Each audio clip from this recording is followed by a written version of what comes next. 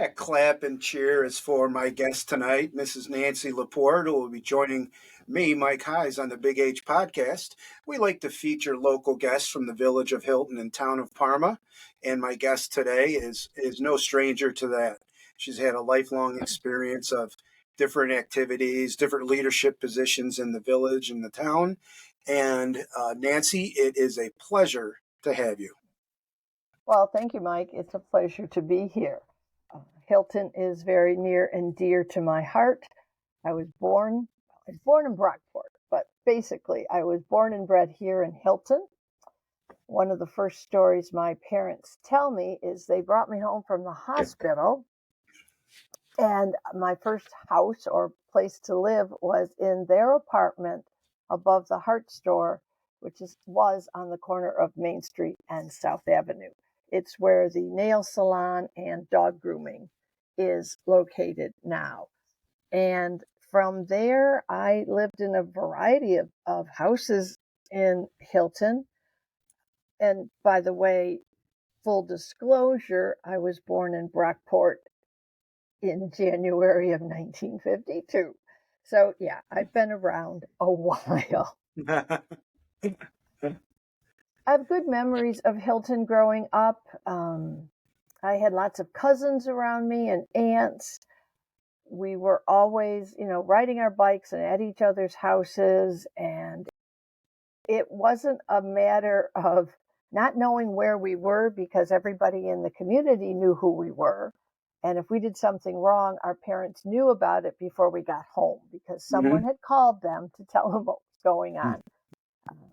It was a good feeling. It was like almost like this little cocoon I grew up in. Nothing like, so much of what the kids have to deal with today. My grandparents, their names were Hazel and Orb Kenyon. They ran the Heart Store, which was a little general store. It did have a butcher, but the rest of it was general food stuff. And it was very, the floor was wood. If you wanted cheese, my grandfather got his knife out and cut it off the block of cheese for you. You picked up your own bunch of grapes. It was quite the general store in many ways. I can still go through that store, the two big aisles, and I remember where things were. And the most exciting time for me at the store was around Christmas time because my grandfather would get these huge presents. They were all boxed up, and there was usually, a cowboy set or garage, gas station, dolls, and you would look at it and you'd decide which one you wanted so that you could tell Santa Claus. My mom worked at the store, so I was there quite often. And they had a very interesting checkout system in that there was one counter with the old-fashioned cash registers where you had to really push them down. And then the two carts would meet in the middle. The two clerks would take care of each order. And then sometimes the stock boys would take the famous Hart's wagon and pull the groceries to the person's house. So it was really full service back then. And most people didn't pay cash. I remember this would have been probably in the late 50s, you would just write down what they bought. And at the end of the month, my grandfather would send out bills and people would come in and pay them. I don't think that would go over too well today. No. But it was just a nice atmosphere. I always loved being in the store, being on Main Street. There was always something happening on Main Street. They had the pleasure shop, which was a candy store and comic books. And then, of course, we had the candy kitchen where the Panaritas made their own ice cream and their own chocolate. And it was incredible. Unfortunately, when the fire hit in 1965 that destroyed Main Street, even though my grandparents had already retired and sold the store, it just felt like a lot of memories burned up at the same time, so that it was no longer the gathering place. We always could find somebody we knew on Main Street. And that kind of has gone by the wayside, but I think that's probably happened everywhere as, time has marched on, because it's been a while since 1952. Mm-hmm. Now, did you work at the store, or were you just too No, I young at that wasn't point? old enough to work at the Mm-hmm. store. A couple of my male cousins, though, worked as stock boys, and they tell me that my grandfather was a very strict boss. He expected things done right. Now, what about, you said that there was a butcher on site? How did Yes. that work? Like, did they get local beef and meat? I don't know where the meat actually came from. I remember his name was Bob, and it was a long counter, refrigerated counter, and the meat was in there. And I'm calling him a butcher. I don't think he actually cut the meat up in the back room. Maybe he did, but I think he could, cut things up for people if they wanted something out of the case. It was a big deal. There was no packaged meat. You got it right out of that meat case. Did you have a favorite food stuff that you personally took home at night? I don't remember. Okay. I do know that one of the favorite treats was if my mother would bring home a can of potato sticks. Mm-hmm. That was a treat.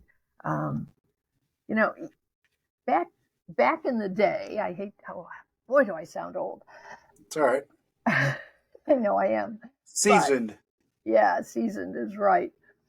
Um, people weren't running to the malls or to big stores. We pretty much bought what we needed right in town. I mean, there was a shoe store, they had dry goods store.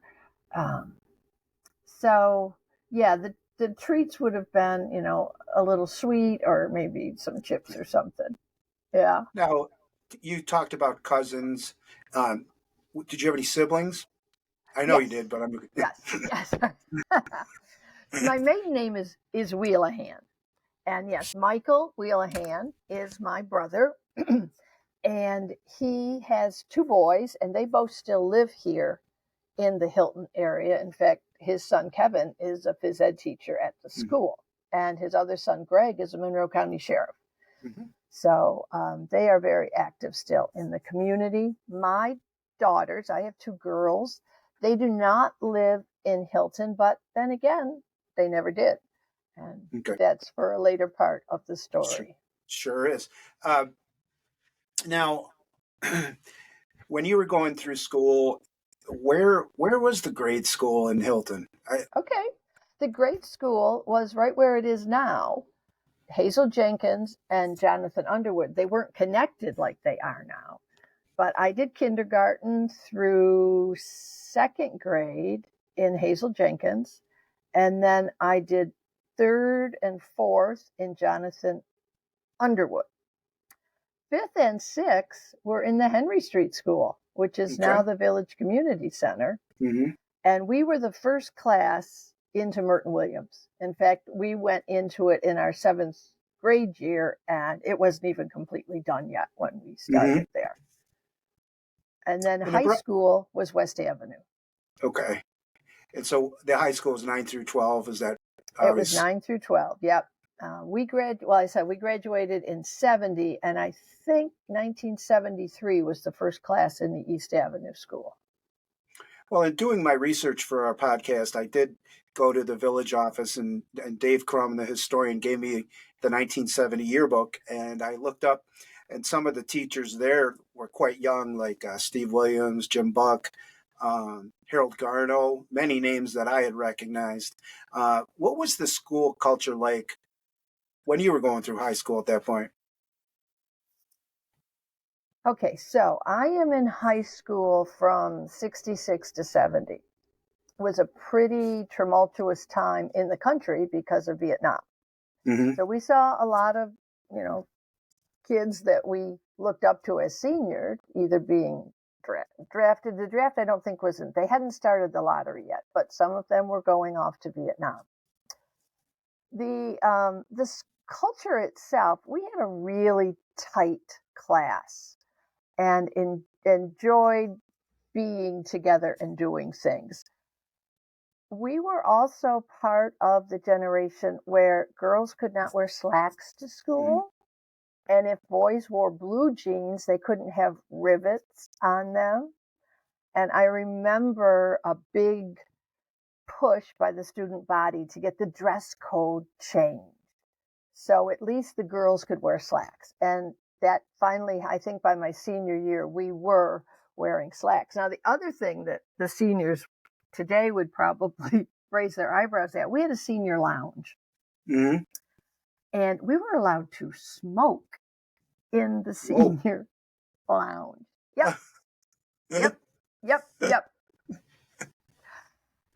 We had a like a cooler, a vending machine. We had a little store in there. We had couches, and if you had a study hall and you got a pass, you could go to the senior lounge. We also were allowed to leave the building as seniors for lunch. Mm-hmm. And I've had a lot of my classmates talk about going down to Ken's bar and having a hamburger for lunch. Okay. I don't remember leaving. But it was the time of Vietnam protests. The first Earth Day took place in 1970, and we were pretty active in terms of knowing what was going on and learning how to ask for what we need, negotiate with administrators, and all that sort of stuff. So I think the school itself, when I was there, I don't remember a big um, bullying didn't seem to be an issue, although I'm sure it was somewhere. Mm-hmm. Um, we also were part of an exchange program because now we're in the 60s with the civil rights movement. I mean, we grew up in the middle of it all. Mm-hmm. And we had an exchange day where I think it was Franklin came to Hilton. And then the next time a group of Hilton kids went to Franklin just to kind of get the dialogue going. And Hilton was looked at as the cow country. Mm-hmm. We were farm country. Everybody, we were the Hicks of Mm-hmm. Section 5. Mm-hmm. I don't think that's the case anymore, but it No, was I wouldn't then. say that either. No, no. Um, Of course, yeah. Go ahead. I was just going to say, like, what type of clubs did they have? I mean, I got the yearbook right here. I could Well, repeat them, but we had the typical language clubs, French, German, Spanish, I believe. We had, it was called, it's a phys ed, like Girls Leadership Club or something, because this was before Title IX. mm-hmm. So if girls were going to do sports, it was only intramural, or we would have this leadership corps where we were taking attendance in class and that sort of thing.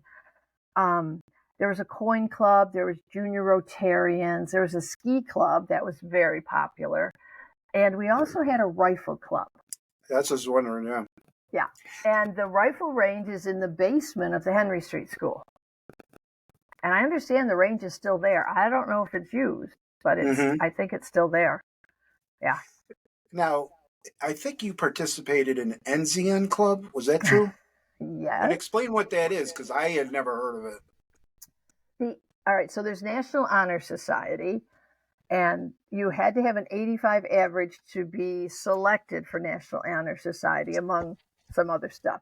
The Enzians were the next level. You had a 90 average, and you had kind of a get out of class free pass with your Enzian card, Okay. so that you could flash your card and say to the teacher, I'm skipping out of this class today. No kidding. Yeah. Now, you tried to do it. Is it okay if I take, we can't skip tests and that sort of thing. But Mm-hmm. yeah, we could use it for that. If we were caught in the hallway without a pass, you just whipped out your NZN card. Okay. Okay. Uh, yeah. How large was the school at that time? Like each class, or even the whole school? Because I think now there's 1,400. No, Yeah. 2,500. I'm not sure. Yeah. Way more now. Mm-hmm. I can't answer that exactly. I do know that our graduating class was somewhere around 235, 240. And I don't know what they were after us. And again, probably everybody knew each other and all that. Oh, Families. Yeah. Yeah. And the other big thing that happened while I was there was the marching band. It was That huge. was huge. part of the school. Huge. And whether you were in the band or not, you supported it. And they went to Montreal. They raised money and went to Japan. They were state champions or co-champions every summer. We'd go to the state fair and compete, and we usually were competing against Bishop Kearney or Bath Haverling, and one of the three always came out on top. And whenever they came back, I was living on Hillside Drive at the time, and so was the band director, and the kids would unload at the West Avenue School, and, win, lose, draw, it didn't matter. We knew that band would be marching down Hillside Drive about midnight to just play for their band director and say thanks for all the hard work. That's great. Did you play an instrument in the band or no? No. About second or third grade, my music teacher said, "Music is not for you." and you took that recommendation? Yeah, he was pretty much right. Yeah. Who was the marching band director? Charlie Lucy. Okay. Now, Gordon Bascom also Yeah. was part of it. I know Gordon went to Japan. I don't know if he was the full director then or just an associate, but Gordon and Charlie Lucy were big time. Okay. Well, like I said, I got your yearbook. That's our yearbook. Okay, let's talk about the cover. Why did you have some? Well, I just want to read a little bit of it because I think you're selling yourself short. In the back of it says Nancy Wheelahan, Leaders Club 2 and 4. So I assume that's your sophomore and senior year. That's the one. Yep. Pep Club 2, 3 with president, right? Yep. Enzian's Club 2, 3, and 4. So you were right there with the for a long time. So you did. National Honor Society 2, 3, 4. Yearbook editor 4. It's biggie. And you can tell us about the cover in just a moment. And then the last one, Senior Ball Court 4. So you take it away on what you remember about your yearbook cover and what you remember about running the yearbook. The yearbook cover was interesting. We had a couple of artists, kids in our class who are artists, submit designs, and then this is the one we chose. Now, if you notice throughout the yearbook, the theme had to do with falling leaves, a tree. Mm-hmm. So we started out green, and then by the time, we're seniors, we're more mature, and the leaves have filled out. So a lot of people said, "Oh, it's a tree." Well, the guy, Peter Detman, who designed it, no, it was a mushroom cloud. Are you serious? I am, because we also grew up under the guise of a mushroom cloud, because we had duck and cover drills all through elementary school. And then we had the Vietnam War. And so he was subtly saying, this is what we've grown up under. Other people said, oh, it's a nice tree. Regardless, it won awards. That's amazing, because I flipped through it kind of quickly, and I didn't even recognize that it was the leaves changing as you matured throughout your years. And the mushroom idea, that completely blows my mind right now. Oh, yeah. Yeah. In a great way. We were. In a very good way. When you graduated, did they have it at the school, or did you go to a separate location? We had it in the gym of, which is now Quest, the West Avenue School. We graduated right there. Yeah, we didn't go anywhere. And you were senior ball court. Was that also held? That was held off-site. It used to be on the corner of Dewey and Latta. I think it was called Alfredo's Party House or something. And yes, I was princess on the court. So that was a surprise. Mm-hmm. Editing the yearbook was a full-time job. Mm-hmm. It really, it consumed me. And fortunately, we had a good staff, so people were all doing their jobs. But to get the pictures taken and coordinated and meet the deadlines, it was a learning. It was good learning. And if you'll notice, when you went through Dave Crumb's yearbook pile, we're the only one that doesn't fit because we're 12 by 12, or yes, we're square. We're square. Yeah, and everything else is a rectangle, right? Yep, So, yep. So yeah. right there, we were a little different. Well, moving along in your life, graduated in 1970, Yep. and then you went on to MCC. So, talk a little bit about your early education after high school and your jobs that you ended up going to. Okay. So I was I was burned out at the end of high school. Totally burned out, and I could not even fathom another 4 years. So I went to 2 years and actually became a medical secretary after those 2 years, and worked at the U of R in the cardiology department for 6 years. Great experience, great people. Had a really good time. In 78, I left because I was about to have my first child.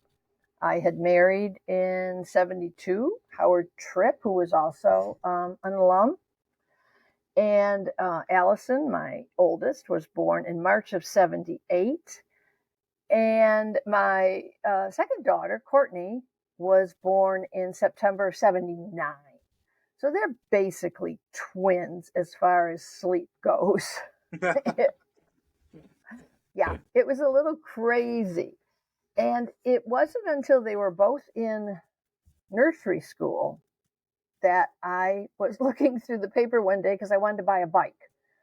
And I saw an ad for OBGYN office. They were looking for part-time medical secretary. I applied. I got the job. I was there about 3 years. Now the kids are in school. And it's about this time that I decide I want my bachelor's degree. Also, while I was between the time Allison was born and working at the OB office, I was a childbirth educator. I worked for the Childbirth Education Association of Rochester. I trained as a educator. We taught classes of pregnant couples. Mm-hmm. I was president of that for 1 year. And then when I went to work for the OBGYN, I did some private teaching with their patients. And then decided I needed a bachelor's degree. And that's another whole story, Mike. I'm all ears. Okay. That's what podcasts are meant for. All right. So at the time, I'm working part-time. The kids are, young in school. And we are also, another important aspect of growing up in Hilton was I was a member of the Hilton Baptist Church. And at the time, a lot of my classmates were part of the church. And we had a really, really, really active youth group while I was growing up. Very positive experience. We had a lot of fun together. And so now I've got children of my own. So what do? You go back to church. Mm-hmm. So we got back to church. I got involved. And there's something about me that I can't just put a toe in the water. Mm-hmm. Both feet right in. Mm-hmm. And I was asked to lead their youth group. And I did it. My husband and I did it together. It was a wonderful group of kids. Reminded me a lot of our class. And it was like the more I learned, the more I wanted to know. And we had done a sunrise service. And Hilton Baptist always used to do sunrise services at Hamlin Beach at 6 a.m. And our youth group had been asked to lead that service. So, and these kids were really sharp. So they put the service together, they're leading it. And one of the things they do is when you come to an offering, which you don't barely take up in a youth service, they had gotten creative and they got a couple of pieces of wood and they formed it into a cross and they stuck it on the shoreline. And they said to everybody who came, and back then, we'd get 50, 60 people at 6 o'clock on an Easter morning. They said, we don't want money. We want you to go up and just offer what you can. So everybody's gone up now. I haven't gone up. My kids are looking at me like, come Mm-hmm. on, we want to move along. What's the next thing? You got to go. Everybody else is gone. So I finally went up and I just stood there and said, I have no idea what I can offer, but whatever it is, you got it. Okay. Went on with the rest of the service. It's over. The benediction's given. We're starting to get ready to move back. 3 different people within a 5-minute time frame came up to me and said, and when are you going to accept your call to ministry? Mm-hmm.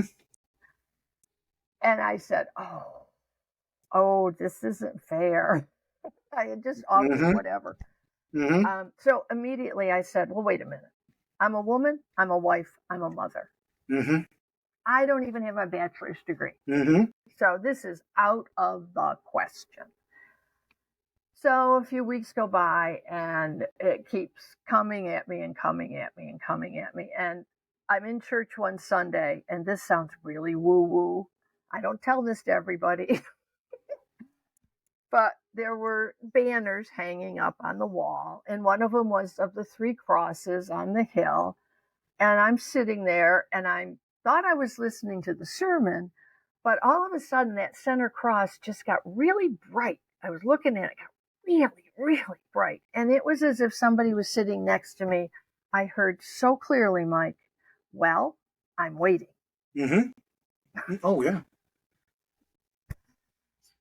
So I quickly did some reassessing of my life and where I was. And the first thing was I needed to finish a bachelor's degree if I was going to go to seminary. Found out about Empire State College, which is part of the SUNY system, but it's an adult college. You study one-on-one with mentors. You don't go to classes. You can write papers on life experience, and if they think it's worth college credit, they'll give it to you. So in 1984, I started at Empire, and I had my bachelor's in the summer of 86. So I did some pretty fast work, but they did take a lot of my life experience, which was really great. And then I went to Colgate Rochester Crozier Divinity School because I lived here. Mm-hmm. I lived in Greece at the time, and it was the closest one, the only one. I got accepted. It's a 3-year master's. It's one of the biggest masters you can get. 96 credits. Wow. Yeah. Wow. Yeah. So I took 3.5 years to get mine just because I had little kids. Mm-hmm. And I wanted to pace myself a little bit. And it still was a lot of work. And like when you go into teaching, you have to do student teaching. Well, if you're going into the ministry, you do your student pastoring. Right. So I did that at Union Congregational Church out in Churchville. And when I finished my called Field Ed, they hired me to be assistant pastor for the rest of that year. So I got a lot of experience there. Graduated in May of 90. And in July of 90, I went to Leroy. Now, in our tradition, in the American Baptist tradition, which is not the same as the Southern Baptist, everybody gets that mixed up. But American Baptist split back during the Civil War. We were the Northern Baptist. We split over slavery. And then as we moved west, they changed the name to be more inclusive and called it American Baptist. So we are a very small part of the Baptist tree. We're the liberal end of the Baptist tree because they ordain women, for starters. Right. Which is big. So the local church does the ordaining. So Hilton Baptist ordained me in May of 90. And then I was called to the First Baptist Church of Leroy. And I went there in July of 90. So that's how I got there. Well, just to reverse a little bit before we move on, I don't even know if you remember, but I attended some of your youth groups with Howard when I was dating a girl at the time. And you guys were wonderful. Like, my parents were overjoyed that I would go with you. We did Christmas caroling once. I remember Howard reading books. So it was one of my highlights when I was in high school, and it kept me grounded. So Oh, that's cool. I yeah, it did was very not cool. know that. Yeah, I was Oh, pretty sure when I joined the PHHS a couple years ago, I remembered who you were, and when you said the prayer at the one banquet, I'm like, that's so and so, but the names were jiving. But okay. Yeah. so Oh, that was a great group. We had so much fun with you mhm, guys. mhm. and Yeah. and you know, before we move on to the Leroy, and you said like I'm a mom, I'm a female. What was it like? What were the challenges presented, not just as the role of a mom, but also, I guess you said it's kind of a liberal point of view where females were now allowed to preach Well, from the pulpit. yeah.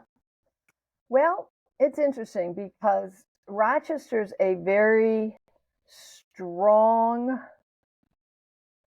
base for women pastors. Okay. So I grew up knowing them in other churches in the Monroe County area. Hilton Baptist was like so supportive of women. I mean, we had women deacons before it was a thing to do. Hmm. So it was a very progressive church that I was in. So I was kind of using that as my excuse not to have to go any further. Right. Um, it really wasn't until I got to seminary and I started to come up against some of the men in other denominations would have their say about it. I didn't have any trouble when I went to Churchville. They were great. They were absolutely wonderful. Had a little more pushback in Leroy. Yeah. Let's move on. How was that?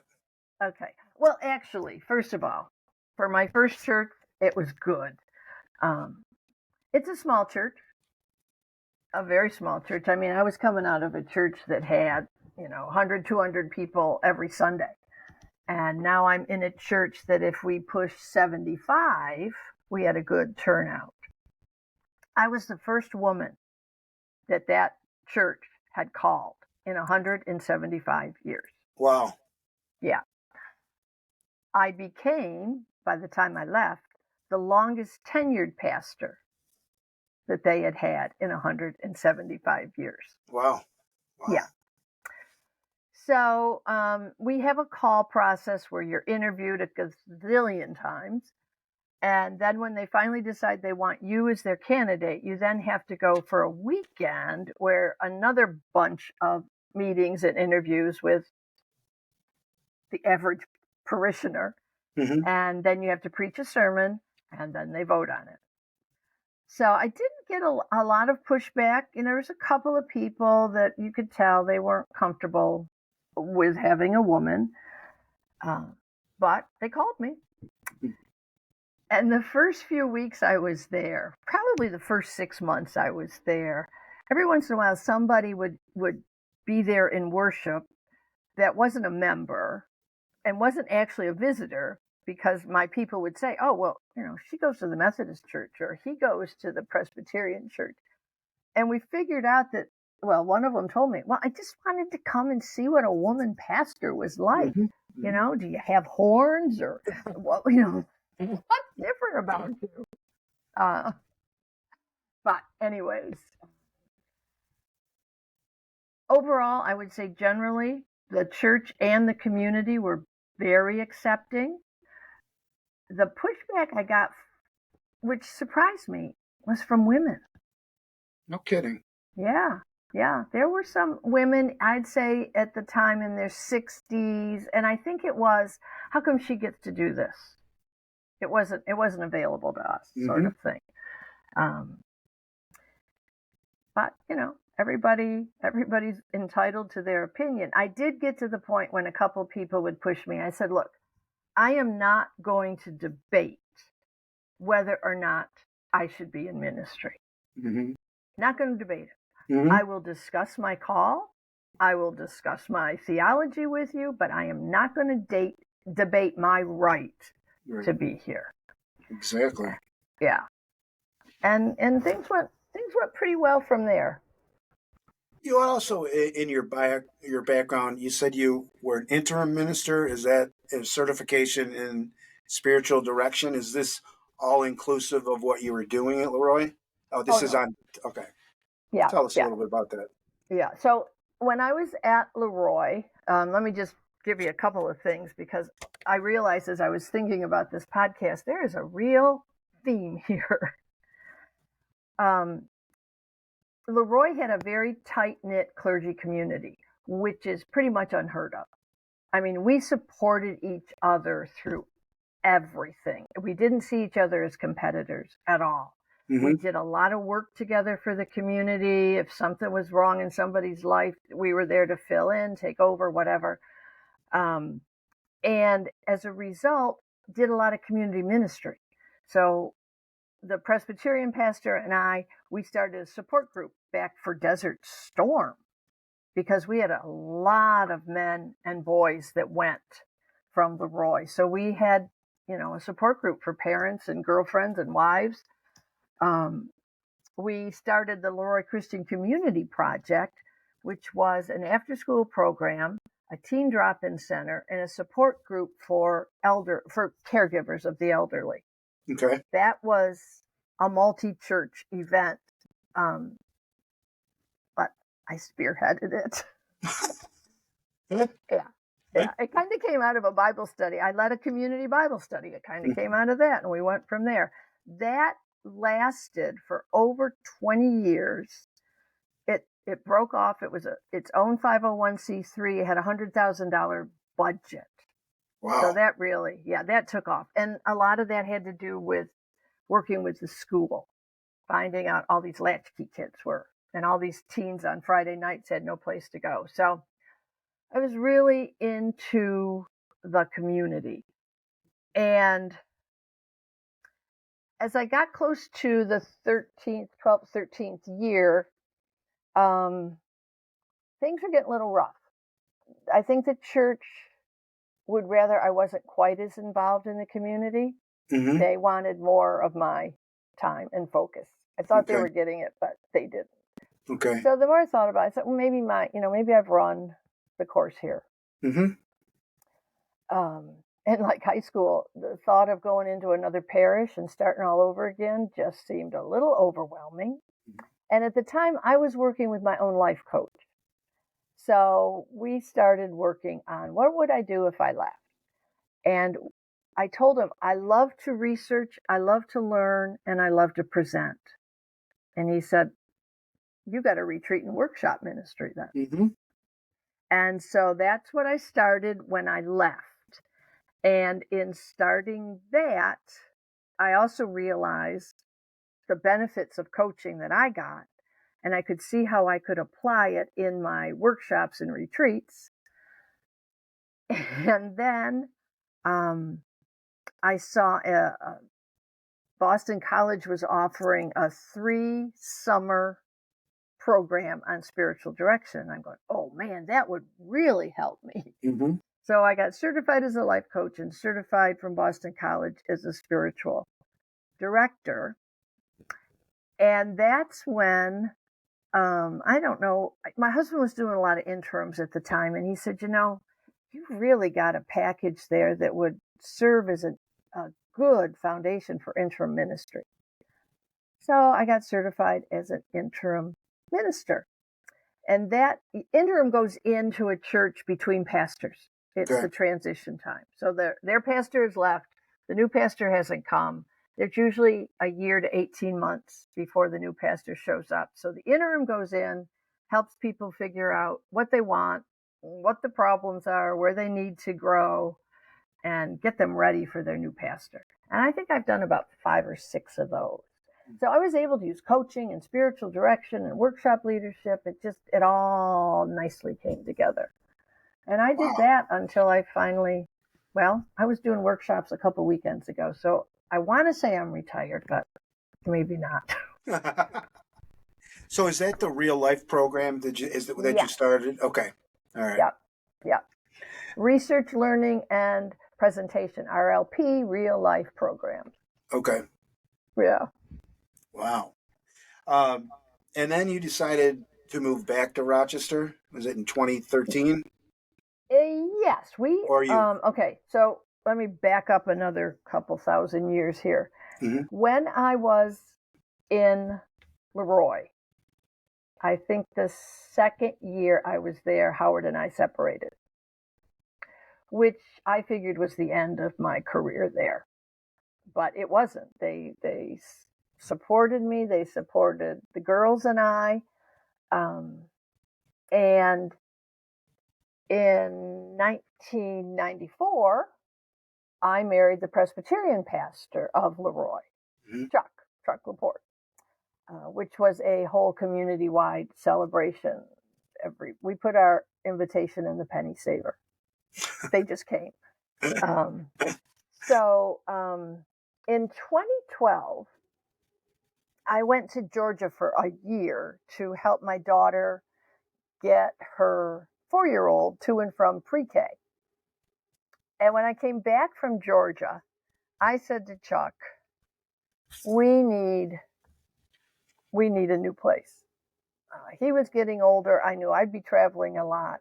I said, I don't want to take care of a house anymore. So we moved to a condo in Rochester. We were there for about 6 years, and it was perfect until it was hard to climb stairs to the second floor. Hmm. And we just lucked into a house here in Hilton in 2019. We were back. I was back. It was new to him. Now, do you get back? Got to rewind a little bit. Your daughters are Allison and Courtney. Yes.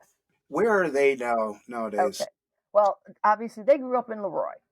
They went to school, high school, graduated from Leroy. Allison is now in basically the DC area. Hmm. She's in Virginia. She works for a company called DPR, which is a big construction firm, and she's the head of talent acquisition, which she's the chief recruiter Okay. for the company, and spokesperson now. Courtney moved to Georgia with her husband, and they have 2 children, a girl and a boy. And just in the last couple of years, she moved to Florida. So she's down in Florida now. So they're gone. Okay. Well, I wonder. You said the one daughter is a spokesperson for GPR. I wonder where she got DPR. that. I wonder where she got that talent. I don't know. Apple and tree. And then you also mentioned when you moved back to Hilton. Um, how did you find the community when you had moved back? Like, what had changed? What had stayed the same? Well, it was different. It was big, Hmm. much bigger than when I was here. I mean, we were no longer cow country out here. Right. That was obvious. The school system alone was so much bigger. That high school is huge. As you said, there's like 1,400 students. Hmm. I think I might have underestimated. I think it's I think probably you over might have too. 2,000. Yeah. Yeah, I mean, and that's just, yeah. I mean, so that was big. Um, some of the houses I lived in don't look much different. That was nice. Let's see, what else was going on here? Well, obviously, the people that were the adults when I was growing up, some of them have already passed. Some of them are very elderly now. So that was, they're supposed to stay the same. Right. Right. Yeah. But it also, at the same time, it was fun to see everybody again. And a lot of people, when I lived here, everybody knew me. When I came back, very few people knew me. Well, I think then your desire to get back involved in the Hilton community, I think you first started off with was it the Parma Hilton Historical Society or was it the, Yes. okay. Yep. Go into that a little bit and how you edged your way into that. Not edged, I guess that sounds kind of like intrusive, but how'd you get yourself back involved? Yeah, both feet again. Yeah. Um, I wanted to do something when I got back to the community. I mean, I'm officially retired, and I thought, I'm not just gonna, I can't just sit and read all day or sit on my back porch. So I was thinking about things I wanted to do, and I love history. I absolutely, I would have loved to have been a history professor. That would have been another calling I would have enjoyed. And I knew Dave Crum. Dave Crum actually was my daughter Courtney's professor at RIT in the hospitality management program. So we knew Dave. Of course, I knew Dave from before, and just got talking to him, and was looking at what they offered. My cousin Todd had told me they offer really good programs, and so I joined the membership. And then I don't know, probably a year or so after I had joined, they they put out a thing in their newsletter. They were looking for a secretary, and I thought, I can do that. Silly me. So I volunteered to be secretary, which turned out to be a much bigger job than I had anticipated it to be. And I love the history. I love learning about Hilton. So much of the stuff I can remember, some of it, and it's just, I don't know, it just makes me feel connected. Well, I've been in meetings with you, and you do have an innate ability to gather what's being said and also to keep the meeting focused and progressing forward. So I think it's another one of your hidden, well, not so hidden if you've been in a meeting with you. And then you also made mention that you're going to have your 50th class reunion, and then due to the COVID pandemic, things turned it topsy-turvy. They sure did. So 2020 would have been our 50th. That's COVID central. So we put it off for a year. We had it in 2021. But we were well on the way to having it organized for 2020. And when everything shut down, because we had started a year earlier. And so we're sitting in a committee meeting one night and saying, we got to cancel. We've got no choice. Everything shut down. We got to cancel. And one of our committee members, a guy by the name of Alan Taylor, who graduated from Hilton and then became a very successful chemical engineer living in Michigan now, said, you know what? When I went to Virginia Tech, I was probably the most prepared student there. Hilton had given me an incredible foundation. And I just think if we can't have our reunion, we still need to do something. We need to give back to the school. And he suggested, let's take up, ask people, you're not going, so for the price of a ticket, would you chip in? We'd like to give back to the school. We'd like to set up a grants program for the classrooms. So it would benefit, a lot of students rather than a scholarship. So our president sent out an email to our mailing list, and within 2 weeks, we had $20,000. Incredible. Yeah, absolutely incredible. We were blown away. Then we had a problem because the class of 70 is not a legal entity. And here we're sitting with $20,000. Right. So we tried a couple of channels that kind of fell apart, and then Casey came to our rescue and helped us set things up and said, all right, you need to become a 501c3. Well, we didn't want that to just be the class of 70 because we weren't going to sustain that. So we talked about Hilton doesn't have an alumni association. Let's bring all the classes together and see what we can do. And so the Alumni Association was born out of sitting there with $20,000 that we didn't know what to do with.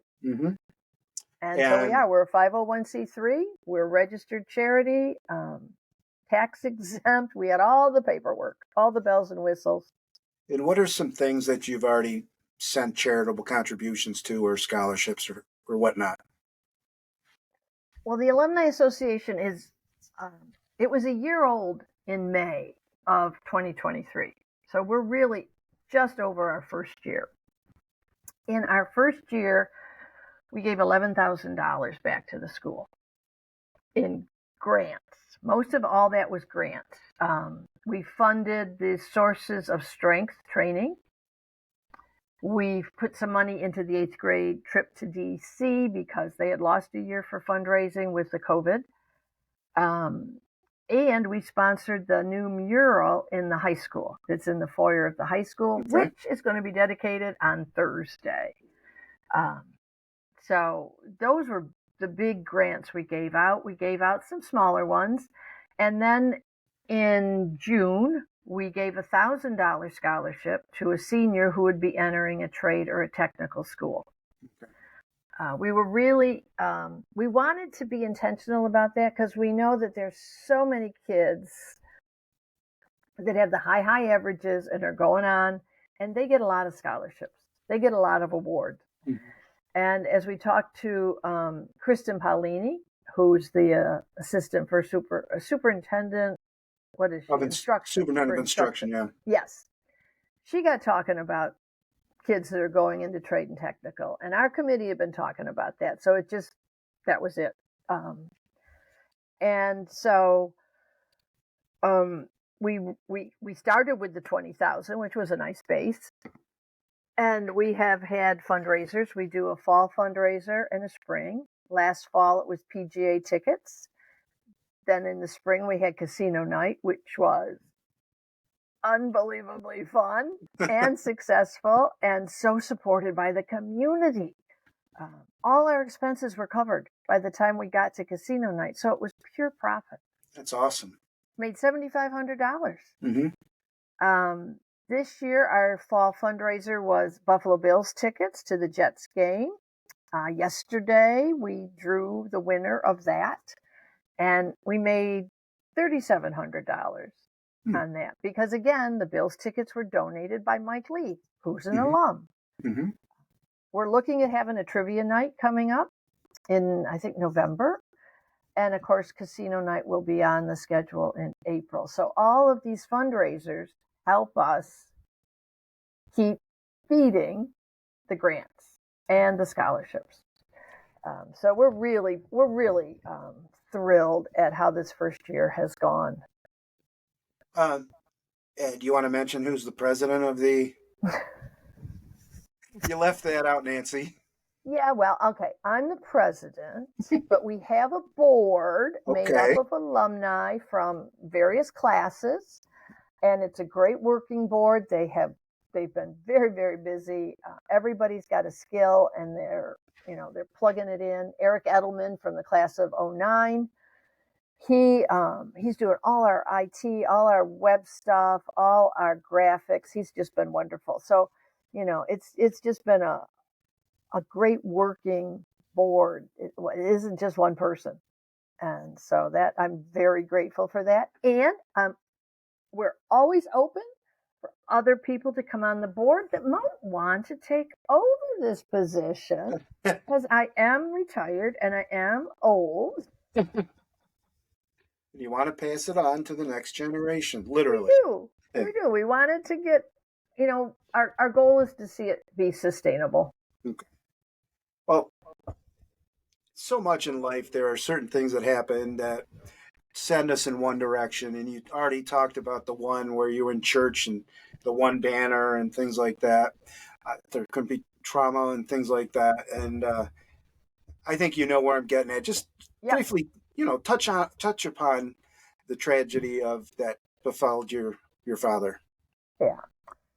Well, when I was 12, my father was a volunteer fireman, Bernie Wheelahan, and he was on a way to a fire one day, riding the back of a truck. It hit a bump. He lost his hold on the truck and fell, and it resulted in his death. And at 12, that's a pretty big life event. And of course, my brother was only 7, so it was even more so for him. And we lived on Hillside Drive at the time. And the neighbors on Hillside Drive were amazing. In fact, I ran into Al Howe the other day, and he was on Hillside. They were on Hillside at the time. And he came, we were talking, and he said, boy, we were talking the other day about that gang that was up there and how all you kids were so close and played together and how much fun. And he's right. It was really great. And the adults took good care of my mom and us. Unfortunately, I think it was 6 to 8 months later, my mother was in a car accident, hit by a drunk driver and broke her leg. And she never really walked again well on her own. So at 12, I took on a lot of responsibilities that were really way above my pay level. Absolutely. Yeah. I learned a lot. I gave up a lot. I learned a lot. It is what it is. I think that experience, along with some of the others I've had in my life, have helped me in my ministry. There's no doubt about that. I am particularly tuned to grieving people and making sure I do the best memorial service or funeral that these people could want, because it's so important. Absolutely. In your experiences, whether it's ministry, life coaching, and everything like that, um, I'm 54. I'm a little bit younger than you are. Uh, there's always concern of spirituality in our society, that it's been steadily going down since, I don't know, 70s or 80s. Do you have any? I don't want to focus on the problem, but what are some possible ways that our society or community can get back to that sense of family and spirituality? Oh, Mike, that's just such an easy question. Go to, No, it's not. It's one that church leaders have struggled with since the 70s. Um, here's my take. I have to say this carefully. I knew if I Go ahead. I knew if I asked you, anything you'd say would be diplomatic and appropriate. So, all right, fingers crossed. There's a difference between spirituality and religion, or spirituality and church. What I think has happened is people really are yearning for a spiritual connection. And yet, what they find in organized religion or an established church is either rules about who fits or who doesn't, or can we sign you up for this committee? And I don't think that's what people want. I understand it, believe me. I understand it completely. It was a struggle, always a struggle for me. But I just think there's, especially now, there's so much uncertainty, and there's so much division and so much anger, and people don't know what to do with it. I don't even know if they know where it's coming from. And I think they would benefit from, it doesn't have to be a spiritual director. The pastor can do this through sermons, but they need to find a way to connect to something that's greater than they are. To have a vision bigger than themselves. So many churches are struggling financially, and I want to say to them, that's not a faith struggle. You can handle the finances. But to what end? What's your vision? What's your mission? Where do you want to go with this? How are you reaching out to the people in your community? And I do see, like there's grief support group, and there's clothing now, and food, and all of that. It's almost, this is what I said to my husband. I said, it's like we need to have a church service and then a chapel service. In church, you can get them fired up for what they're going to do next. Let them do their praising and their singing and all that. And then we just need a quiet space and someone to lead them in connecting their spirit with the Spirit, getting some of these tough questions answered. Sometimes the church gives an answer too quick.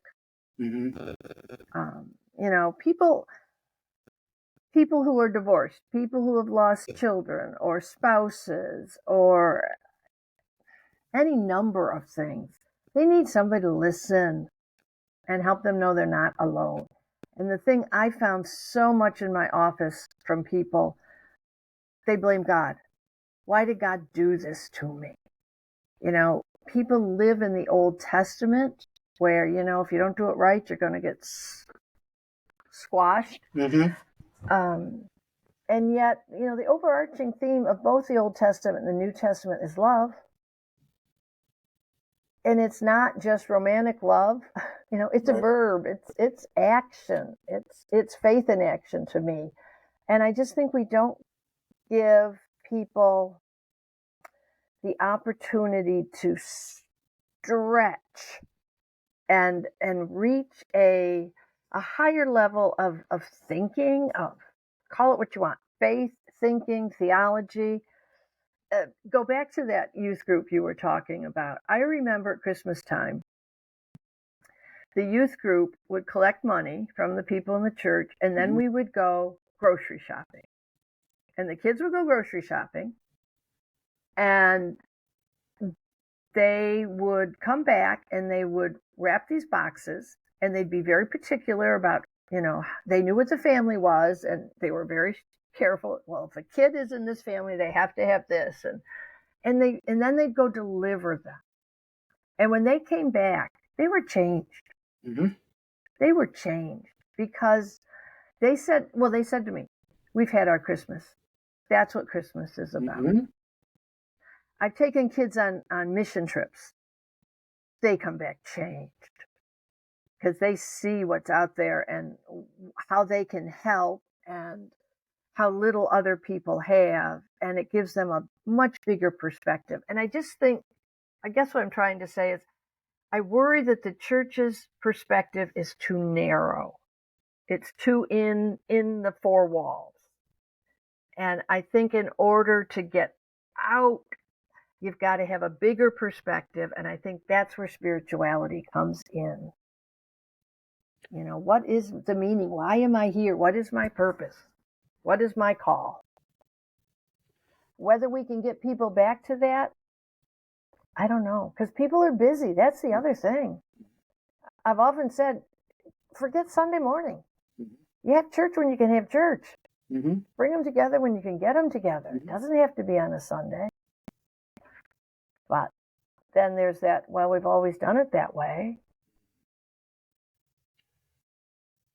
Well, I knew that was a deep question, and you responded in an extremely deep manner, and I really hope people listen to that answer and internalize it. And thank you. Discussing your life perspective, and all your experiences has really been a pleasure for me.